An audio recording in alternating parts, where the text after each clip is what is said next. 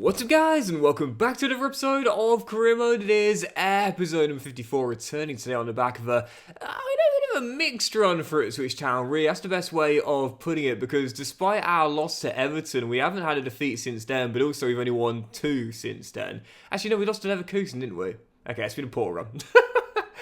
Subjectivity out the window. Heading into today's episode right now in the Premier League, as you can see on the back of the draw to Chelsea, only behind Man City on goal difference right now. It is still incredibly tight between several teams. Obviously, we're through to the Champions League, last 16. We should see who we've got in today's episode, and maybe we'll play the first leg as well. But we start with this. First game today on the back of no wins in our last 3, and also no goals in our last 3. We just had them at the bridge. We held them to a goalless draw, but today someone's got to win and someone's got to lose. FA Cup, last 32, taking on Maresca's side at Portman Road, where we haven't beaten them in our 2 attempts against them this season. Is it going to be 3rd time's the charm in the Cup? Chelsea at home.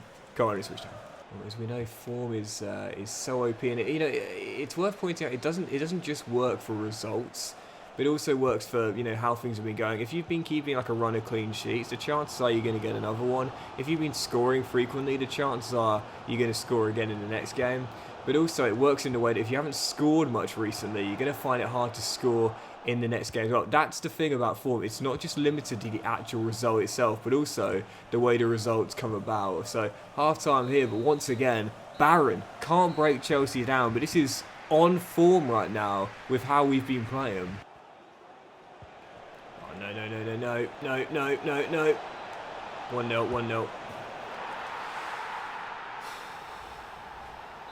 It's going to be a 4th in a row without win, 4th in a row without goal, and this is just how OP form is. And I say it all the time, if you've had a slip up, you have got to get back on it straight away. Washington denied, because the longer it goes on, the harder it is to put right. And it's just a great metaphor for life as well, as we often find out. You have to get it right straight away. You've got to jump straight off the canvas when you're not down, because the longer you stay down, the harder it is to get up. This is worth pointing out. If this does go, which is looking very likely now.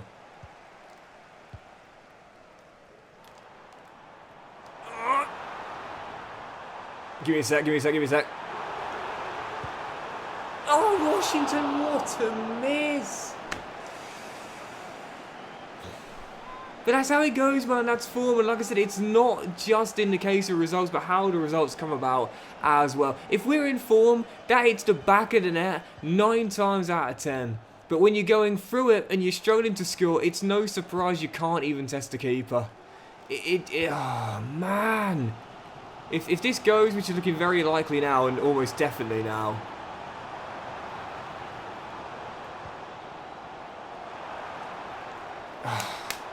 It's over. We ain't going to win it.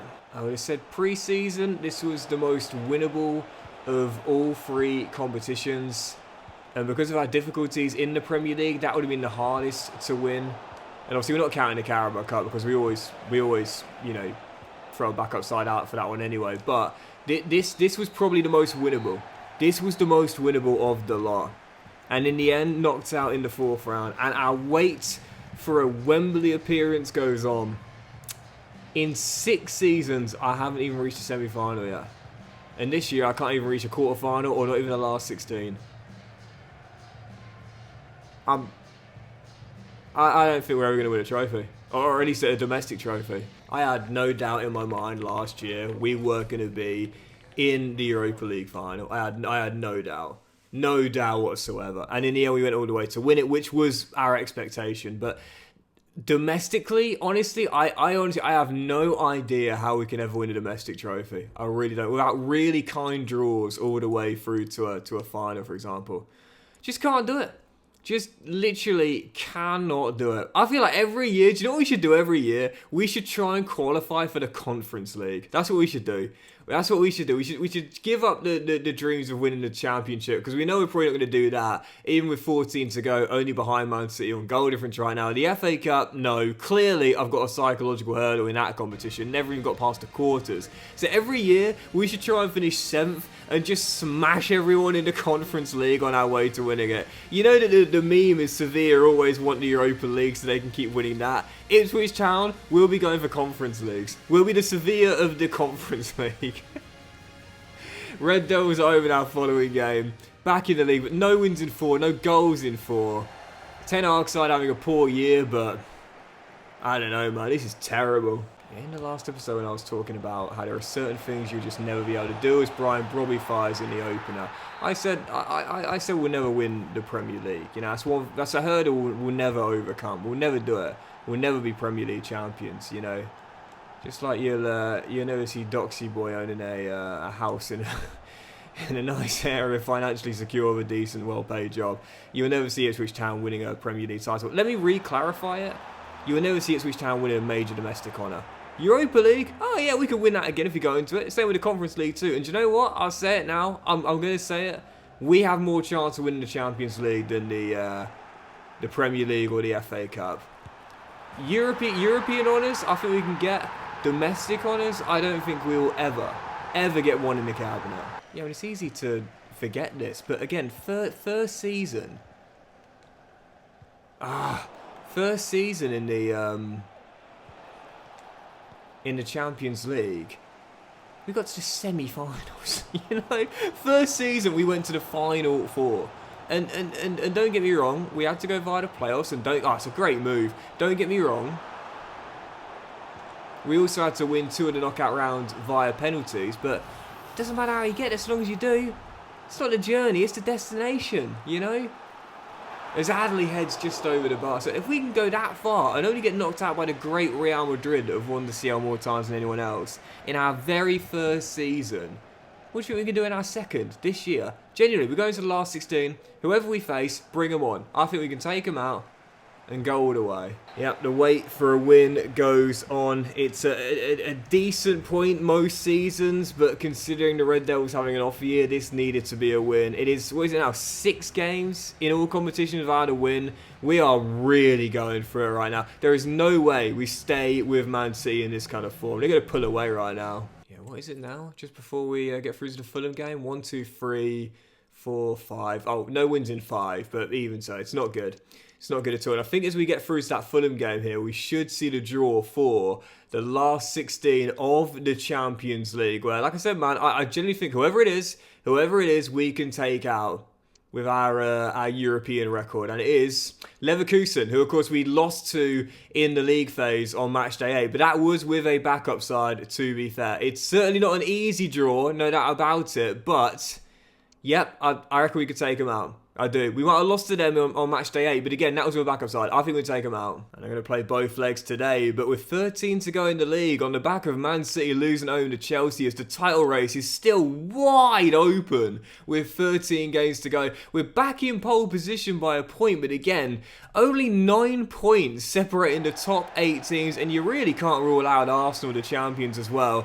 Just like last season, it's wacky races once more, as we're just still in front. The question is, will we stall with our tractor right towards the end like we did last year? Well, if we are going to stay in top position, we've got to return to winning ways right now. Following contest, Fulham needs to be, and I mean needs to be, a return to winning ways after none in our last 5 in all competitions. Switch down. Imagine being top of the table with 13 to play and literally being so defeatist, so negative, so self-loathing, so self-hating that you genuinely believe you've got 0 chance of winning the title. That's like negative self-esteem. Can you imagine living with negative self-esteem? Well, if you're Doxy Boy, you'd have spent your whole life that way. Anyway, 15 in, as Mudryk does brilliantly well, slips it through, and Amin Adley almost opens to scoring 16 minutes in, as we go in search for that opening goal at the Cottage. Good save, still 0-0 for now. It's always a very, sombering thought to remind yourself that, most people's brains aren't wired to hate themselves. Do you know what I mean? It's so bizarre when you've lived with this kind of, mindset throughout your entire life of I'm the worst person in the world, everyone hates me, I don't deserve anything good, you know, I am the cause of all the problems You know, it's like you forget sometimes that actually that's an abnormal way of thinking. Like, you know, because you've had it like your whole life, and you can only use yourself as the reference points. That's the whole point of an internal kind of sort of like system of analyzing yourself. You can't look at it from another point, but it is true. Most people don't think that way. Most people have confidence. Most people have self-esteem. When you've lived your whole life without it, it's hard to remember that, you know? Your way of thinking, that ultra negative, like completely defeatist, self-hating mindset is actually abnormal, you know? And it's why you can never truly enjoy anything either, because you just believe, fundamentally you believe that A, you don't deserve it, and B, side net in Mudrick, it's going to go at some point. Like, you always believe that even in the rare times in life when things are, you know, going okay, and you know you have something of value to you, you believe that it will go very, very quickly. Something will happen and it will go, and it will be your fault as well. Like, you just have that genuine belief. All the problems in life are, you know, caused by you, but also that anything good, anything whatsoever, it's gonna go very, very quickly. You know. Like, you know, maybe you I don't know, like, I can't really think of anything good in my life right now, but, you know, anything positive, it will go. You will get found out. This has been one of the hardest games of FC I've played so far in terms of the conditions. The ball has been, oh, what a save, Borka, stuck on the wet turf completely, making build-ups incredibly difficult. The wind all over the place, couldn't get anything going, and in the end, back to a familiar feeling of not scoring, but the same feeling of not winning. None in 6 in all competitions. Can't do it. Literally just cannot do it. To be fair, a couple of good results there in our favour. A bit of luck will take it. Spurs holding Man City and Liverpool losing. So whilst Chelsea did beat Brentford simulating through, we are still top, but only on goal difference. 12 to go. Ridiculously tight title race. And it's still anyone's guess as to who will be champions following contests. Like, how are we top? How are we top in this run of form? I've got no idea, but there's no way we will be if we lose this one. Liverpool at Portman Road, one of our big new rivals now, as we try desperately to return to winning ways in what has been a barren, and I mean awful run of form, possibly the worst of the entire season. Let's pick it up before our trip to Dubai Arena. Come on, Ipswich Town. This game should hopefully be a little bit easier with the conditions nowhere near as bad. Only slight wind and no rain, so it should be a little bit easy for me in this one to play some good football. He says as he almost gives the ball away, but also Christiansen get a goal and a win. Perfect start. Georgie with the finish 10 minutes in, and this is when I talk about conditions and when I discuss them. If you're not playing FC this year, you might not believe me when I say it, but when I explain just how much of an impact they have, it is genuinely unreal. That Fulham game, the wind was all over the place. It was blowing at a ridiculous gale force, and obviously the wet turf, as I talk about all the time, is so difficult to play good football in and keep it neat and tidy. Against Fulham, with those terrible conditions, so hard to win. But here against Liverpool, yeah, with the conditions as they are, I feel confident here.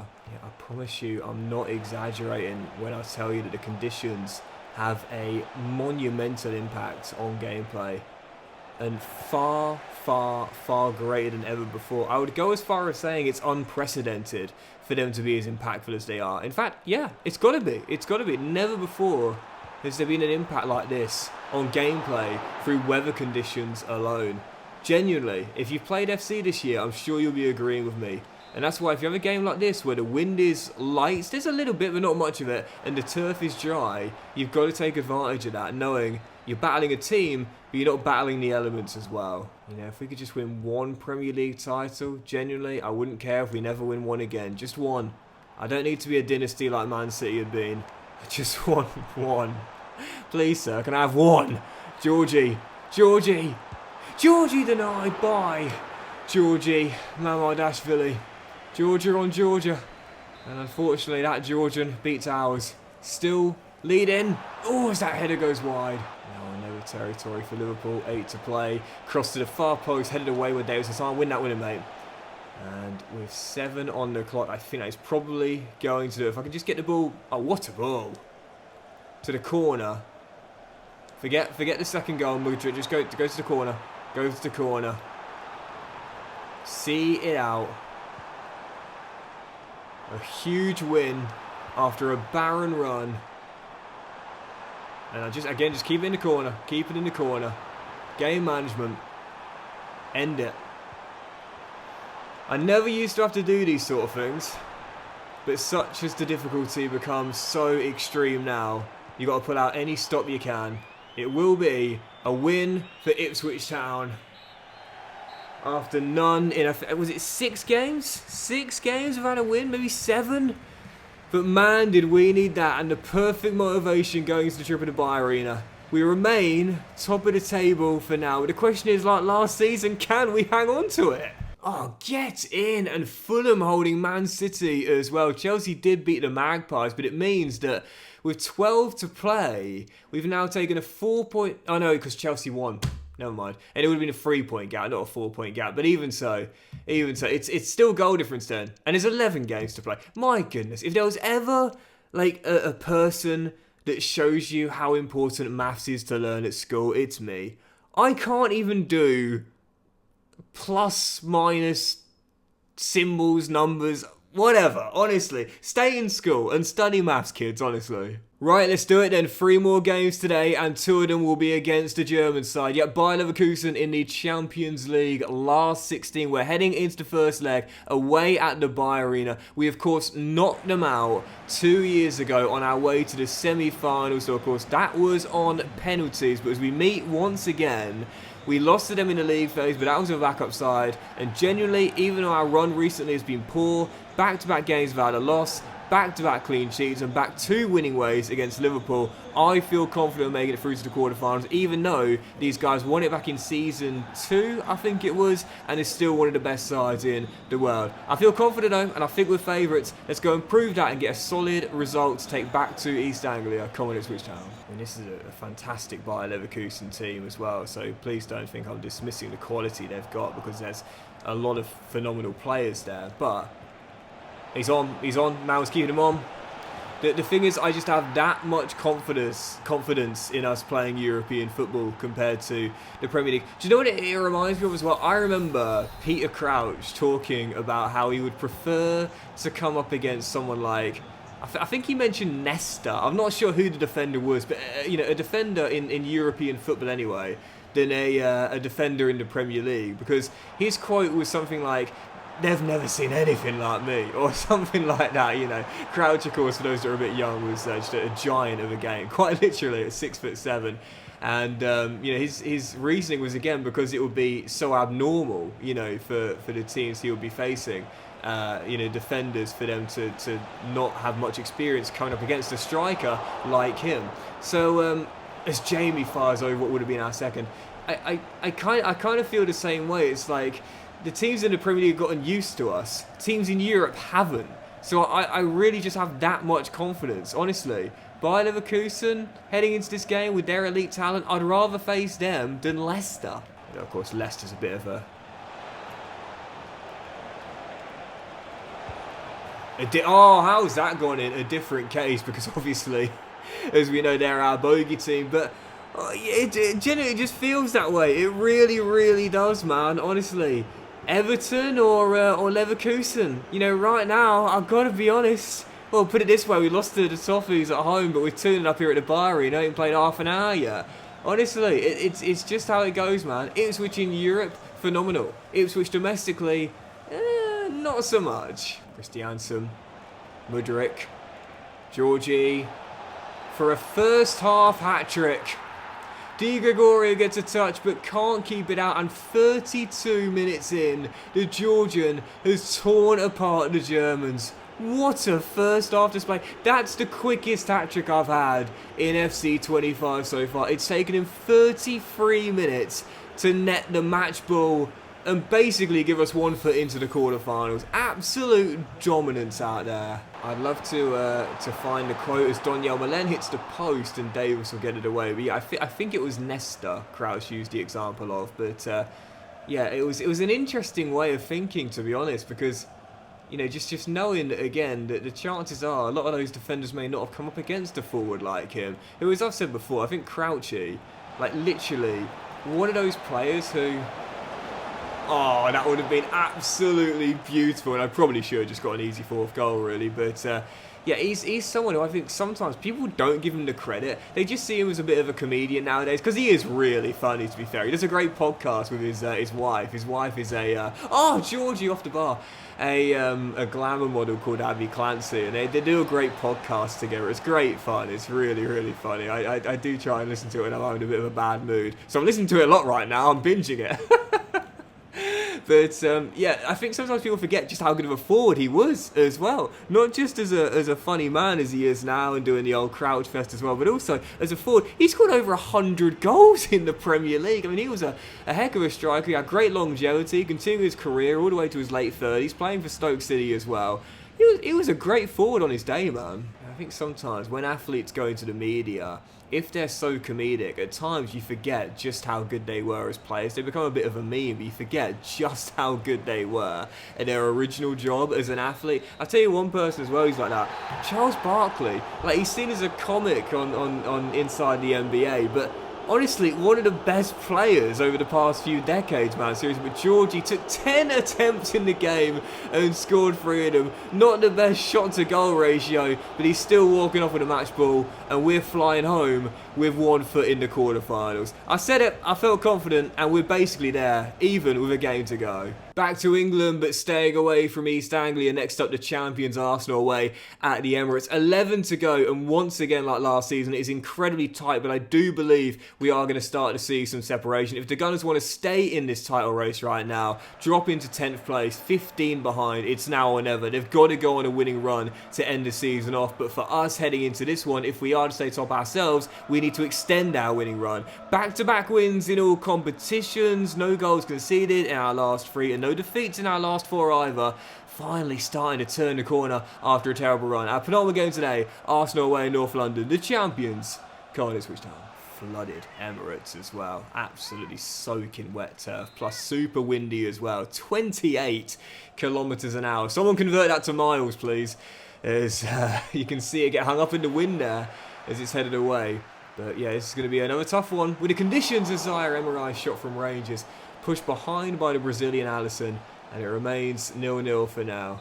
Yep, Doxy boy, surprised he ain't got his big Parker coat on for this one, because this is a cold, wet, windy afternoon in the capital, where no doubt about it, we'll do very well to get our 3rd win in a row here for sure. Yes, I do feel it is now or never for Arsenal. If they are going to get in this race, they're going to have to win, I would say, practically all of their remaining games. Which, again, for the champions, late season rally, it's doable. But if we can hold them here, I don't think they'll be joining the race late. Oh, how has that got him? I mean, sometimes there is nothing you can do about it. That's the thing. And, we have had a couple of really lucky goals ourselves this season, so I'm not going to complain. Luck will balance itself out, as we all know. Takes a massive deflection off Anafio. And poor Marcin Bulka, but it would have been straight at him if he wasn't already off balance and attempting a dive to the right. Nothing you can do about that, man. All you got to say is that's life. Chalk it up. Luck will balance itself out. It's Georgie. Gets away for the instant leveller.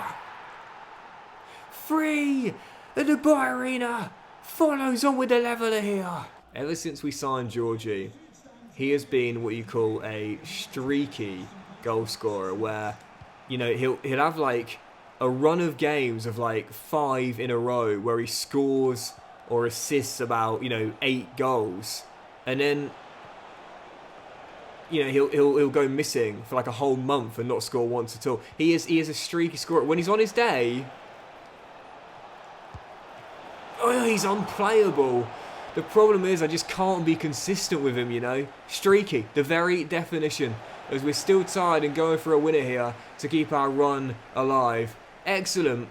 Excellent response from falling behind. The question is, can we find a winning goal? Nana to Christiansen. And again, Georgie looking for it. What a ball.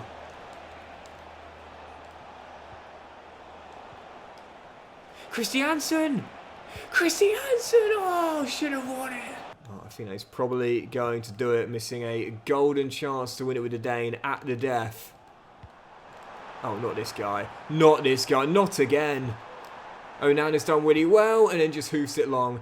And that, I think, is going to do it. The way the ball held up there, man, honestly. I'll take that. I'll take that. I'll battle back. Probably should have won it towards the end. Just couldn't squeeze in a late winner. But it does mean whilst that inconsistent run continues, we're unbeaten in our last 5 in all competitions with tough games as well.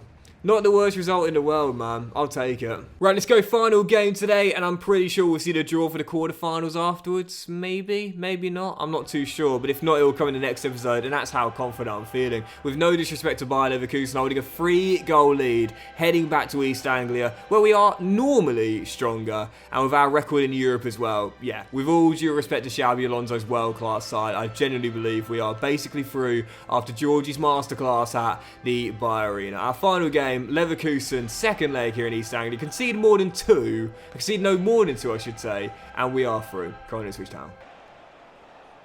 Greaves has his pass. Whoa!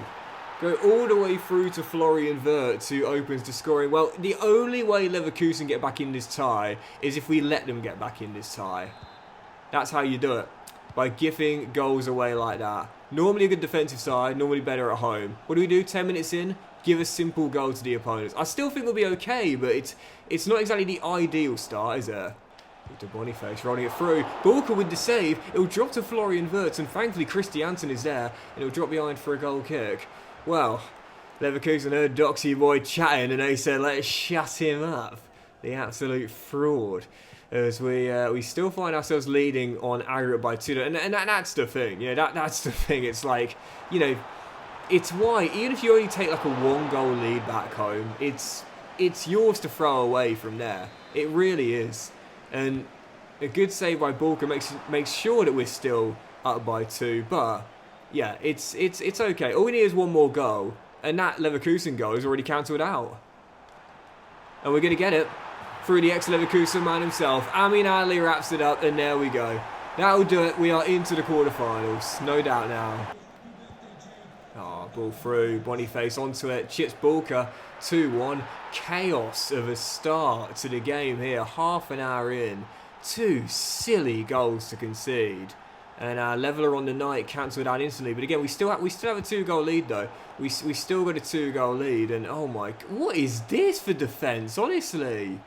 And there's an hour to play. If I don't tighten up, we definitely are going to see Leverkusen back in this time, man. But then again, the great saying is, if you can't defend, just score more. Can't defend, just score more. I mean, Adley understood the assignment. Brace, and it's 2-2. Well, we might have conceded 2 poor goals, but a brace from Amin Adley against one of his former teams. Of course, don't forget, we signed him from Burnley and Shores. We are going through to the corners, and that will wrap it up as we aim to get back to winning ways as well. Looking for our 3rd in 4. The president, David Washington, sees us complete the comeback. And despite conceding 2 cheap goals, it's our offence that's going to carry us through, and that is that. I felt confident pre-game. We did it in a bit of a weird way, but it is done regardless. Ipswich going to the quarters. You might have noticed, by the way, sometimes the final score shows like the wrong scorers. It showed there that Adley scored 1 and David scored 1, and Boniface scored 2 and Wirtz scored 1. That's not true. Boniface scored 1 and Wirtz scored 1, but Adley scored 2 and David got 1. So that's completely wrong. But anyway, the draw for the Champions League phase pits us against in the quarterfinals. We don't know, so we'll have to do one quick advance. EA have got to bring back the graphic with the draw, man. That was when it was so cool. But yeah, the draw is going to pit us against. We should see it now. Champions League quarters. But we know it's been done. We know it's been done. All the ties have been played. We know it's been done, and we'll see it here. Brighton and Hove Albion, home and away, who last year like us finished in the top 4. But it's not like They've got to fix that, EA. It's so frustrating. But that'll do it, guys. Big thank you for watching. I hope you've enjoyed the episode. If you have, please drop a like. Sure, you'll have a fantastic day. I'll return in the next episode with Brighton in the quarterfinals, feeling confident despite our struggles against domestic teams. We can make the semi-finals for the second year in a row in the Champions League and in the Premier League as well. We'll have a few more of our final 10 games where Chelsea have gone top of the table by 2 points, but it's still all to play for, with several teams still battling out for that Premier League Championship with 10 games remaining. Buckle up, the season is far from over, it's just getting started. Have a great day, much love, and I'll see you for the next episode very soon.